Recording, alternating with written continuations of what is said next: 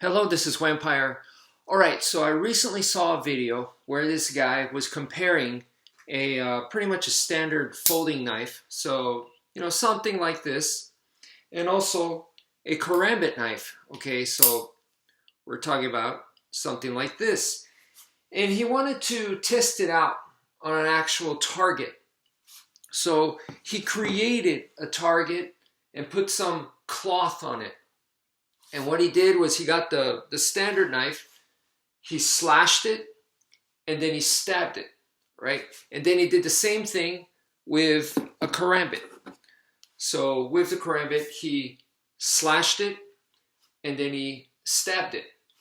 All right, and the results for him, pretty much what he found, okay, was when he slashed with the standard knife, he found out that it didn't cut through the cloth. Now he went, he pretty much went like that. He went like that, and the slash did not go through the cloth.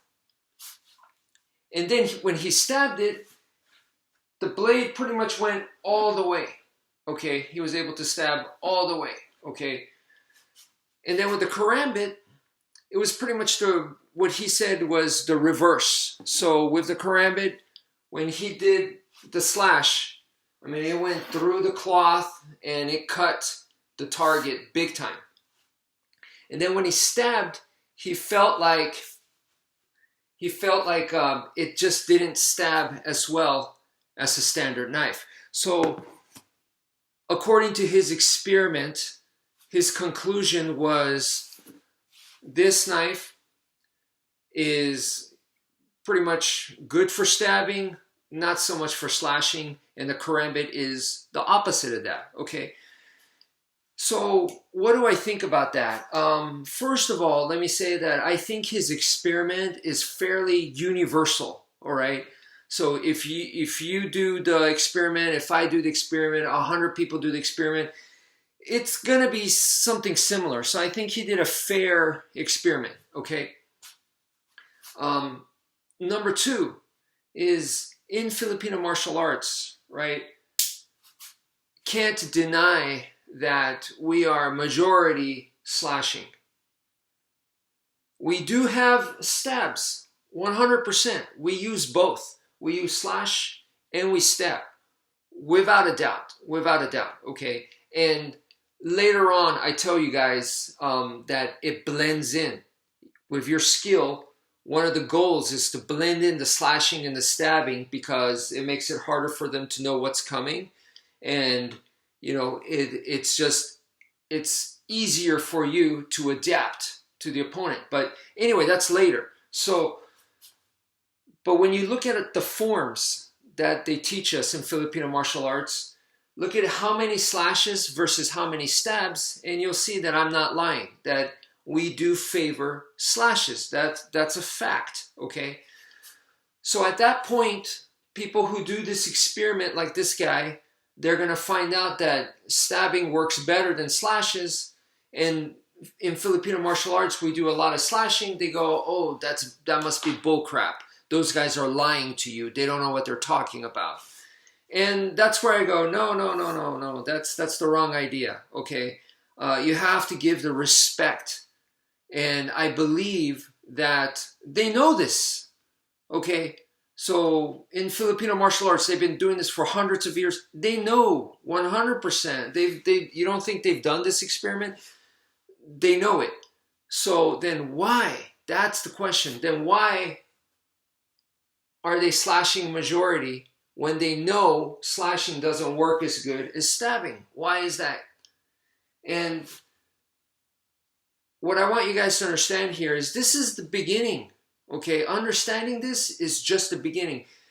There's a lot more to it because it gets more complex, but this is the first level, the very, very basic level to build upon. So from here you can progress and evolve, but first we need to understand this guy's experiment that, yes, I've done it too, and I found similar results. So I agree with the guy, okay? But once again, then why in Filipino martial arts do we slash? And so let's examine what the two techniques that he used. So number one is the stab, right? That's the one that works so well. So for the stabbing, look at how much he has to come in. So because he's coming in this much, he's able to put his body into it. Yeah, it's, you know, you're coming forwards into it. So yes, it's very powerful, and you're able to really shove that thing through. Okay, so stabbing is very powerful. Yes. Slashing, on the other hand, if you watch the way I slash here, I could slash, and look, I can actually step away. So stabbing is the opposite, where if I'm going to stab full force, I'm coming in. So with a slash, I could slash full force, but I can move out. You see, I can move away. So what does that tell you? So we need to look at the context of combat, right? So one of the techniques gets you in closer. That's the stabbing. Slashing allows you to keep the distance. So now let me go to a quote from Brazilian Jiu-Jitsu legend Mario Sperry. And in his instructional videos, he says you should always imagine that your opponent is at least as good as you are, if not better. And the way that I kind of change that quote for me, for myself, is on the street, always imagine that the bad guy is bigger, stronger, and meaner. Those three things: bigger, stronger, and meaner.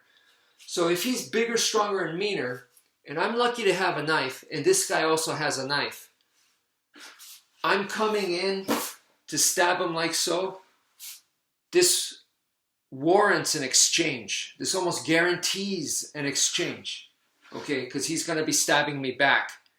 And I'm doing that with someone that's bigger, stronger, and meaner. It doesn't really make sense to me, okay? But the slash, I said to you guys, I can move away. So if you think of it in context, in the actual context of combat that way, then Filipino martial arts is excellent for survival. It's excellent for self-defense. So anyway, this is just the beginning though. Okay, don't think that that's it. Black and white, this is going to be true 100% of the time. This is always the case.